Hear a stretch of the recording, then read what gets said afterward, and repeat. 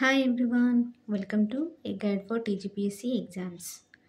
ఈ వీడియోలో మనం తెలంగాణ మూమెంట్లో ఫేజ్ 1లో భాగంగా సెకండ్ చాప్టర్ని మనం స్టార్ట్ చేస్తున్నామండి. మనకి సెకండ్ చాప్టర్ ఏంటి అంటే స్వాతంత్ర భారతదేశంలో హైదరాబాద్ రాష్ట్రం. సో ఈ టాపిక్లో జరిగిన ఇంపార్టెంట్ విషయాలు ఏంటి, ఇతర అంశాలు ఏంటి అనేది మనం ఈ టాపిక్లో డిస్కస్ చేస్తామండి. సో నేను ఆల్రెడీ ఫేజ్ 1లో 9 చాప్టర్స్ ఉన్నాయని మీకు ఆల్రెడీ ఫేజ్ 1 స్టార్ట్ చేసిన ఫస్ట్ వీడియోలోనే మీకు ఏ చాప్టర్స్ ఉన్నాయని నేను 1 to 9 డిస్కస్ చేశానండి. సో తెలంగాణ మూమెంట్లో ఫస్ట్ వీడియోలో కనుక మీరు చూస్తే ఫేజ్ 1లో ఫస్ట్ వీడియో చూస్తే కనుక మీకు సిలబస్ అర్థమవుతుంది. సో సెకండ్ చాప్టర్ ఇప్పుడు మనం డిస్కస్ చేస్తున్నాం. ఫస్ట్ బిట్ వచ్చేసరికి మనకి 1950 నాటికి ఎన్ని కేటగిరీల రాష్ట్రాలు ఉన్నాయి, అవి ఏంటి? సో మనకి 1950 నాటికి మనకి అప్పుడు ఎన్ని కేటగిరీల రాష్ట్రాలు ఉన్నాయి అని అంటే, ఇప్పుడు మీకు డౌట్ వస్తుందంటే ఇప్పుడున్న మనకి 28 స్టేట్స్ ఉన్నాయి కదా అండి. అప్పుడు ఏంటంటే స్టేట్స్ అన్నిటి కేటగిరీ వైజ్ ఉండేటి అండి. ఇప్పుడు స్టేట్స్ అన్నీ ఒకటేలాగా కలిపి ఉన్నాయి, అప్పుడు కేటగిరీ వైజ్ ఉండేవి. సో ఎన్ని కేటగిరీలు ఉన్నాయి, అవి ఏంటి అనేది, ఆ కేటగిరీలో ఉన్న రాష్ట్రాలు ఏంటి అనేది మనం చూసుకున్నట్టయితే ఏ టైంలో అండి, 1950 టైంలో. సో మొత్తం మనకి 4 కేటగిరీల రాష్ట్రాలు ఉన్నాయండి 1950 టైంకి. మనకి అంటే స్వాతంత్రం వచ్చిన తొలి నాళ్ళలో మనకి ఎన్ని కేటగిరీల రాష్ట్రాలు ఉన్నాయంటే మొత్తం 4 రకాల కేటగిరీల రాష్ట్రాలు ఉన్నాయండి. ఎన్ని రకాలంటే ఈ 4 అనేది బాగా గుర్తుంచుకోవాలి, 4 రకాలు. వాటిని మనం 4 రకాలను ఎలా డివైడ్ చేశారంటే ABCD అని డివైడ్ చేశారండి. అంటే A category, B category, C category and D category. మరి ఏ కేటగిరీలో ఏ స్టేట్స్ ఉన్నాయి, బి కేటగిరీలో ఏ స్టేట్స్ ఉన్నాయంటే ఏ కేటగిరీలో అన్ని బ్రిటిష్ స్టేట్స్ ఉన్నాయండి. అంటే బ్రిటిష్ ఇండియాలో భాగమైనటువంటి స్టేట్స్. అంటే మీకు డౌట్ రావచ్చు, అంటే ఇండియా మొత్తంని బ్రిటిష్ వాళ్ళు పరిపాలించలేదా అని. లేదని, పరిపాలించలేదు. బ్రిటిష్ వాళ్ళు కొన్ని ప్రాంతాలను మాత్రం పరిపాలించారు ఇండియాలో. సో ఆ పరిపాలించిన ప్రాంతాలు ఏవైతే ఉన్నాయో వాటిని రాష్ట్రాలుగా డివైడ్ చేసి ఆ రాష్ట్రాలను మనం బ్రిటిష్ స్టేట్స్ అంటాం కదండి, బ్రిటిష్ పాలన కింద ఉన్న స్టేట్స్. వాటిని మనం ఏ కేటగిరీలో తీసుకున్నాము. నెక్స్ట్ వచ్చేసరికి మనకి పార్ట్ బిలో ప్రిన్స్లీ ప్రొవిన్సెస్ ఉన్నాయండి. ప్రిన్స్లీ ప్రొవిన్సెస్ అంటే మనకి ఏం లేదండి, ఇప్పుడు బ్రిటిష్ వాళ్ళు పాలించిన ప్రాంతాలు స్టేట్స్గా డివైడ్ చేసుకొని ఏ కేటగిరీలో పెట్టుకున్నాం కదా. బ్రిటిష్ వాళ్ళు పరిపాలించిన ఏవైతే మనకి రాజ్యాలు ఉన్నాయో వాటిని ప్రిన్స్లీ ప్రొవిన్సెస్ అంటామండి. ఇప్పుడు ఫర్ ఎగ్జాంపుల్ మనదే అండి, అప్పుడు మనకి నిజాం రాజ్యం ఉంది కదండి, హైదరాబాద్ రాజ్యము. సో హైదరాబాద్ రాజ్యం అనేది ఒక ప్రిన్స్లీ ప్రొవిన్స్. సో మనకి బి కేటగిరీలో మనకి హైదరాబాద్ ఉన్నదనేది గుర్తుంచుకోవాలి. సో రాజ్యాలు ఏవైతే ఉన్నాయో బ్రిటిష్ పాలన కింద లేని రాజ్యాలు, రాజపుత్ర రాజ్యాలు, రాజుల కింద ఉన్న ప్రాంతాలు, వాటిని మనం వాటి ప్రిన్స్లీ ప్రొవిన్సెస్ అంటాం. అవి మనకు బి కేటగిరీలో ఉన్నాయనేది గుర్తుంచుకోవాలి. మరి సి కేటగిరీ ఏంటి అని అంటే మనకి సి కేటగిరీలో మనకి చీఫ్ కమిషనర్ కింద ఉన్న ప్రాంతాలు అనేవి మనకి సి కేటగిరీలో ఉన్నాయండి. సో సి అంటే చీఫ్ కమిషనర్ కింద ఉన్న ప్రాంతాలను గుర్తుంచుకోవాలి. నెక్స్ట్ డి వచ్చేసరికి అండమాన్ అండ్ నికోబార్ని మనం డీలో పెట్టుకున్నామండి. సో అండమాన్ అండ్ నికోబార్ దీవులు అనేది మనకి డీలో ఉన్నది, ఇది ఒకటే ఉంది డీలో అనేది గుర్తుంచుకోవాలి. సో మొత్తం మనకి ఎన్ని కేటగిరీలు ఉన్నాయండి, 4 కేటగిరీలు ఉన్నాయి. ఏ వచ్చేసరికి మనకి బ్రిటిష్ ప్రాంతాలు, బ్రిటిష్ స్టేట్స్. బి వచ్చేసరికి ప్రిన్స్లీ ప్రొవిన్సెస్. సి వచ్చేసరికి మనకి చీఫ్ కమిషనర్స్ కింద ఉన్నటువంటి ప్రాంతాలు. సి అంటే చీఫ్ కమిషనర్ అని గుర్తుపెట్టుకోవాలి. డి అంటే అండమాన్ అండ్ నికోబార్ ప్రాంతం అనేది ఇక్కడ గుర్తుంచుకోవాల్సిన విషయం. సో నెక్స్ట్ బిట్ వచ్చేసరికి మనకి మొత్తం రాష్ట్రాలు ఎన్ని, ఏ కేటగిరీలో ఎన్ని ఉన్నాయి అనేది. అంటే ఇంతకుముందు మనం ఏంటంటే మొత్తం 4 కేటగిరీలు ఉన్నాయని చదువుకున్నాం కదా దీని ముందు బిట్లో. ఆ 4 కేటగిరీలు ఏంటనేది చూసుకున్నాము. సో మరి ఈ 4 కేటగిరీలలో ఉన్నటువంటి మొత్తం రాష్ట్రాలు ఎన్ని అంటే అన్ని కేటగిరీలలో కలుపుకొని అంటే మనకి మొత్తం 29 ఉన్నాయండి. సో మనకి 1950 టైం నాటికి మొత్తం రాష్ట్రాలు ఎన్ని ఉన్నాయండి, అన్ని కేటగిరీలో కలుపుకొని ఆ 4 కేటగిరీలలో కలుపుకొని అంటే మొత్తం ఎంత అండి, 29 అని గుర్తుంచుకోవాలి. ప్రజెంట్ మనకి 2025 ఆగస్ట్ నాటికి ఎన్ని ఉన్నాయి స్టేట్స్ అనేది మీకు ఇప్పుడు ఐడియా ఉంటే మీరు దాన్ని రిలేట్ చేసుకొని మనం గుర్తుంచుకోవచ్చు. మొత్తం ఇప్పుడు 1950 నాటికి ఎన్ని రాష్ట్రాలు ఉన్నాయండి, అన్ని కేటగిరీలలో కలిపి అంటే 29 ఉన్నాయి. అన్ని కేటగిరీలు అంటే ఎన్ని కేటగిరీలు అంటే ఇక్కడ మనం ప్రీవియస్ బిట్లో చదువుకుంది మొత్తం 4 కేటగిరీలు. సో 29 స్టేట్స్ అన్నిటి మనకి ఏ కేటగిరీలో ఎన్ని డివైడ్ చేయబడి ఉన్నాయి అంటే మొత్తం 4 అనుకున్నాం కదండి, ABCD అని ఇందాక చదువుకున్నాం కదా. ఏ అంటే బ్రిటిష్ ప్రాంతాలు అనుకున్నాం కదండి. సో ఏ కింద మనకి 9 ఉన్నాయి, 9 స్టేట్స్ ఉన్నాయి. బి అంటే మనకు ప్రిన్సిలీ ప్రొవిన్సెస్ అనుకున్నాం కదండి. సో బి కింద కూడా 9 ఉన్నాయి. సో ఏ కింద 9, బి కింద 9, సి వచ్చేసరికి చీఫ్ కమిషనర్ కింద ఉన్న ప్రాంతాలు అనుకున్నాం కాబట్టి సి కింద మనకి 10 ఉన్నాయి. సో హైయెస్ట్ మనకి రాష్ట్రాలు ఏ కేటగిరీలో ఉన్నాయంటే సి కేటగిరీలో అండి. లీస్ట్ ఏంటంటే డి అండి. డి అంటే మనకు అండమాన్ నికోబార్ ఒకటే అనుకున్నాం కాబట్టి అండమాన్ నికోబార్ అనేది డిలో ఉన్నది ఒకటే ఉంది. సో ఏబి 2 సమానంగా ఉన్నాయి. సిలో 10 ఉన్నాయి, డిలో 1 ఉన్నాయని గుర్తుంచుకోవాలి. మొత్తం ఓవరాల్గా మనకి 29 స్టేట్స్ ఉన్నాయనేది important, very very important. Next bit వచ్చేసరికి మనకి మరి ఇప్పుడు ఎన్నెన్ని ఉన్నాయని చదువుకున్నాం కదండి. అవి ఏంటి అని చూసుకుంటే కనుక మనకి ఫస్ట్ పార్ట్ ఏ చూసుకుందామండి. ఇక్కడ మనకు థర్డ్ బిట్లో పార్ట్ బి డైరెక్ట్ డిస్కస్ చేసుకున్నాం. ఎందుకంటే మనకి హైదరాబాద్ పార్ట్ బిలోనే ఉందని చదువుకున్నాం కాబట్టి సో ఇది ఫస్ట్ హైయర్ ఇంపార్టెంట్ అని ఇది చూసి ఫస్ట్ బిట్ ఫ్రేమ్ చేశాను. బట్ ఫస్ట్ పార్ట్ ఏ చూసుకుందాం, తర్వాత పార్ట్ బి, తర్వాత పార్ట్ సి అలా చూసుకుందామండి. సో పార్ట్ ఏ రాష్ట్రాలు ఏంటి అని అంటే మనకి మొత్తం 9 అనుకున్నాం కదండి పార్ట్ ఏ. సో ఆ 9 ఏంటంటే ఫస్ట్ వెస్ట్ బెంగాల్ అండి, వెస్ట్ బెంగాల్ రాష్ట్రము. నెక్స్ట్ మద్రాస్ రాష్ట్రం. మన ఏంటండి ఏ అంటే బ్రిటిష్ పాలన కింద ఉన్న రాష్ట్రాలు కదా. సో ఆ బ్రిటిష్ పాలన కింద మనం ఆల్రెడీ ఇండియన్ హిస్టరీలో చదువుతాము ఏ ప్రాంతాలు మనకు బ్రిటిష్ పాలన కింద ఉన్న ప్రాంతాలని. వెస్ట్ బెంగాల్ అందులో ఫస్ట్ ఉంటుందండి. సో వెస్ట్ బెంగాల్ రాష్ట్రం అనేది అప్పుడు కూడా ఉంది 1950 టైంకి. నెక్స్ట్ మద్రాస్ అండి. ఇప్పుడు మన చెన్నై ఇప్పుడు మద్రాస్ని చెన్నై అని కూడా అంటాం కదండి. సో అప్పుడు మద్రాస్ స్టేట్ ఉండేది, తమిళనాడు స్టేట్ లేదండి. ఆ పేరు అప్పుడు ఏంటంటే మద్రాస్ స్టేట్ అనేవాళ్ళు. So west Bengal, next Madras state, next Mumbai state అండి. థర్డ్ ముంబై. ఈ 3 ప్రధాన ప్రాంతాలు కదా అండి వీళ్ళకి, బ్రిటిష్ వాళ్ళకి. సో ఈ 3 మనకి పార్ట్ ఏలో ఉన్నాయని గుర్తుంచుకోవాలి. నెక్స్ట్ 4 అస్సాం అండి. మనకు నార్త్ ఈస్ట్ స్టేట్ వచ్చేసరికి అస్సాం కూడా మనకి బ్రిటిష్ పాలన కింద ఉన్నదని గుర్తుంచుకోవాలి. నెక్స్ట్ 5th స్టేట్ వచ్చేసరికి మనకి బీహార్ అండి. బీహార్ కూడా మనకి బ్రిటిష్ పాలన కింద ఉన్న స్టేట్. నెక్స్ట్ మధ్యప్రదేశ్ అండి. 6th వచ్చేసరికి మధ్యప్రదేశ్. 7th ఒడిశా కూడా ఉందండి. నెక్స్ట్ 8th పంజాబ్ స్టేట్ కూడా మనకి బ్రిటిష్ పాలన కింద ఉన్న స్టేట్. 9th వచ్చేసరికి యునైటెడ్ ప్రొవిన్స్ అండి. సో యునైటెడ్ ప్రొవిన్స్ అనే స్టేట్ మనకు అప్పుడు ఉండేది, ఇప్పుడు లేదు. బట్ యునైటెడ్ ప్రొవిన్స్ అనే స్టేట్ మనకి పార్టీ కేటగిరీలో ఉన్నటువంటి స్టేట్ అని గుర్తుంచుకోవాలి. ఈ పార్టీ అంటే ఏంటంటే బ్రిటిష్ పాలన ఉన్న రాష్ట్రాలు మొత్తం 9 అనుకున్నాం కానీ 9 ఇంపార్టెంట్. అందులో మనకి వెస్ట్ బెంగాల్, మద్రాస్, ముంబై ఇవి మనం చెప్పగలుగుతాం ఎవరైనా సరే ఇండియన్ హిస్టరీ తెలిసిన వాళ్ళు.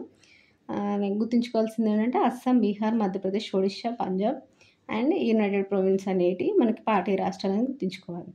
నెక్స్ట్ మరి పార్ట్ బి రాష్ట్రాలు ఏంటి అని అంటే పార్ట్ బి రాష్ట్రాలు వచ్చేసరికి మనకి ప్రిన్స్లీ ప్రొవిన్సెస్ అండి. ఇవి కూడా మనం 9 ఉన్నాయని చదువుకున్నాం కానీ పార్ట్ బి. సో ఈ 9 ఏంటంటే ఫస్ట్ హైదరాబాద్ రాజ్యం అండి.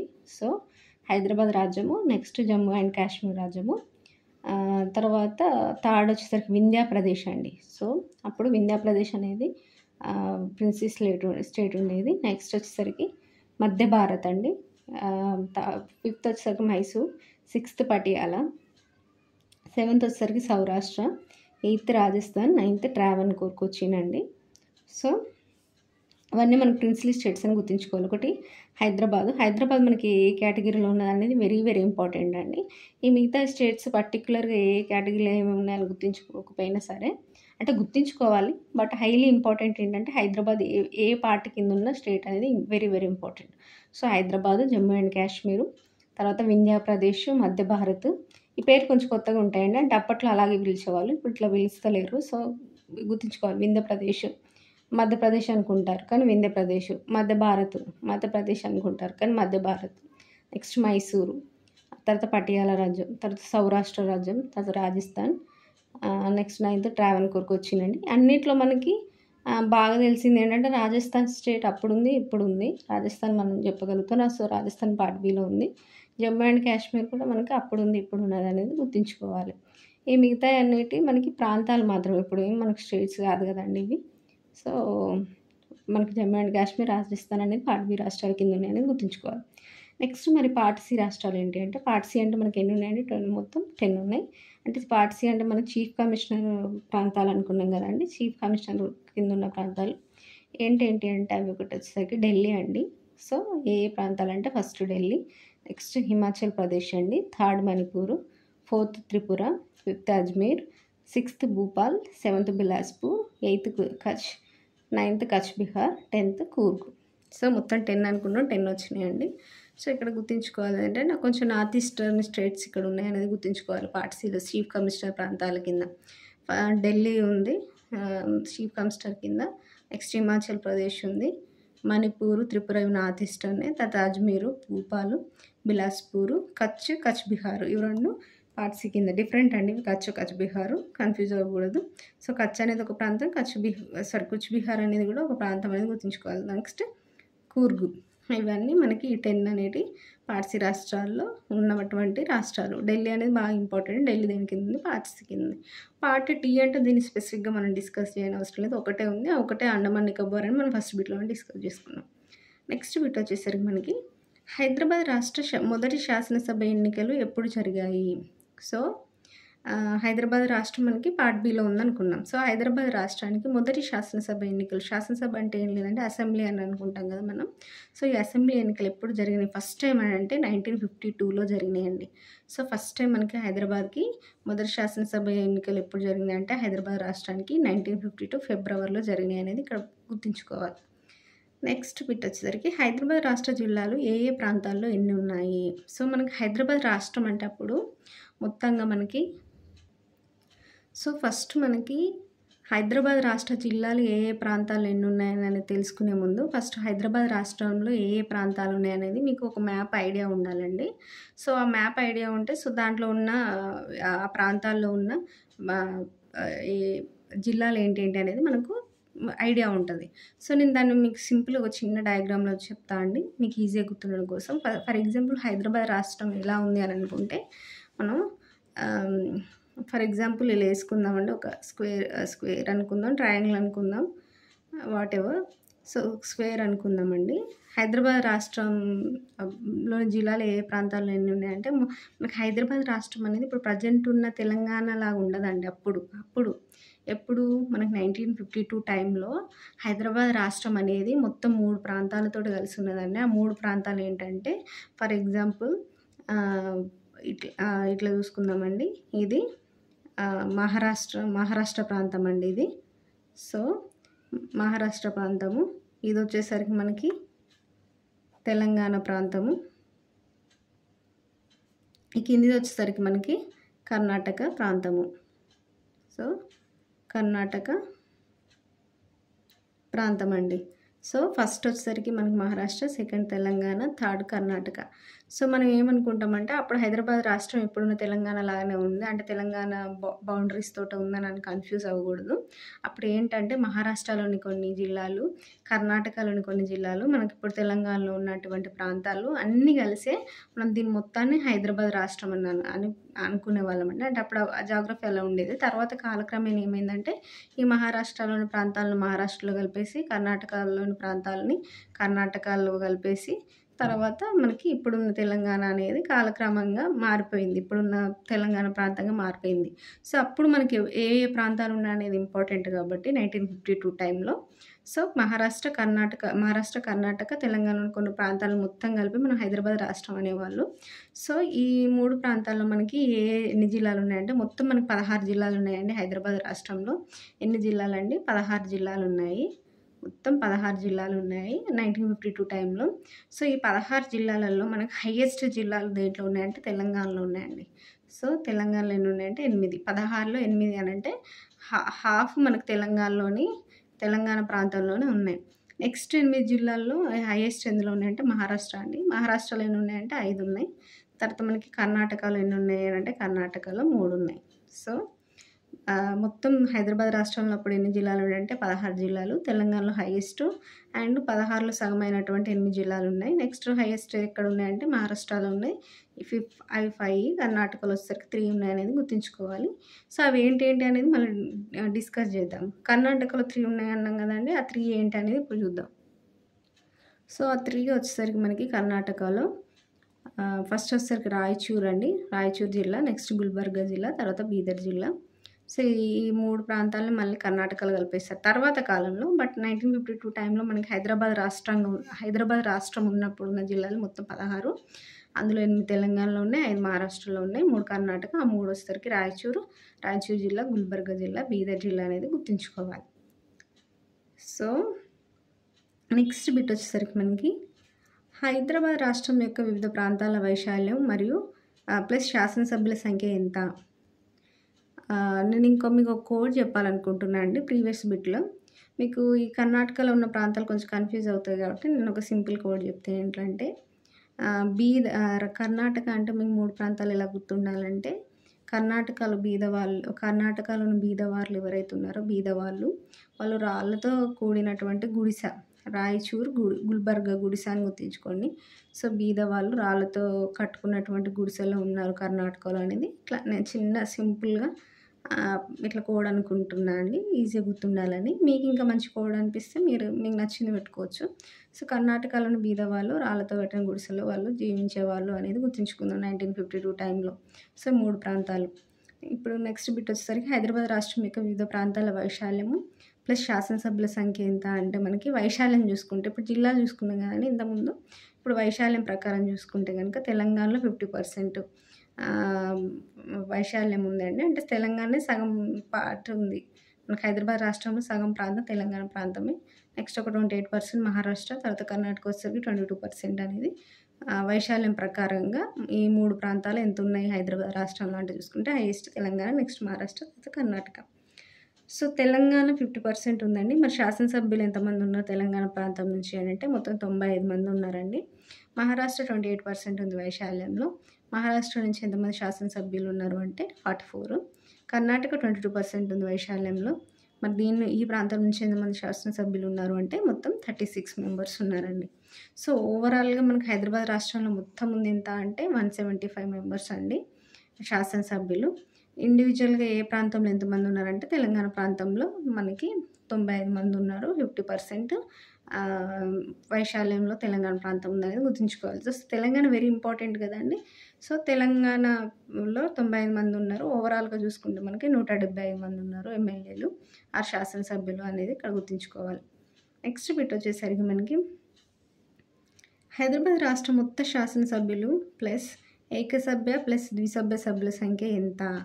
సో ఆల్రెడీ మనం అనుకున్నాం కదండి 3 ప్రాంతాల నుంచి అంతా కలిపి 175 అని. సో హైదరాబాద్ రాష్ట్ర మొత్తం శాసనసభ్యులు వచ్చేసరికి 175 అండి. ఈ 175లో అప్పుడు ఏంటంటే ఏకసభ్యులు ద్విసభ్యులు అని ఉండేవాళ్ళండి. ఏకసభ్యులు అంటే ఒకటే సభ్యత్వం ఉన్నవాళ్ళు, ద్విసభ్యులు అంటే 2 సభల్లో సభ్యులు ఉండేవాళ్ళు. సో ఈ ఏకసభ్య సభ్యులు ఎంత ఉన్నారంటే 109 మంది అండి. ద్విసభ్య సభ్యులు ఎంతమంది ఉన్నారంటే 33 అనేది ఇక్కడ గుర్తుంచుకోవాలి. సో ద్విసభ్యత్వం అంటే 33 × 2 కదా అండి. సో అట్లా 33 × 2 ఎంత 66 కదండి. సో 66 ప్లస్ 109 కలిపితే మనకి 175 మెంబర్స్ టోటల్ మెంబర్స్ వస్తారనేది ఇక్కడ గుర్తుంచుకోవాలి. నెక్స్ట్ బిట్ వచ్చేసరికి మనకి 1952 ఎన్నికల్లో పాల్గొన్న 5 ప్రధాన పార్టీలు ఏంటి? సో ఇప్పుడు మనం ఇక్కడ మొత్తం 1952 ఎన్నికల గురించి చదువుతున్నామండి. సో ఆ ఎన్నికల గురించి చదవాలంటే ఫస్ట్ హైదరాబాద్ రాష్ట్రంలో ఏ ప్రాంతాలు ఉన్నాయి, ఏ ప్రాంతాలు ఏ జిల్లాలు ఉన్నాయి చూసుకున్నాం. తర్వాత వైశాల్యం ప్రకారం 3 ప్రాంతాలు ఎలా ఉన్నాయి అంటే ఎంత పర్సెంటేజ్ షేర్ చేసుకున్నాయి వైశాల్యం ప్రాంతాల ప్రకారము.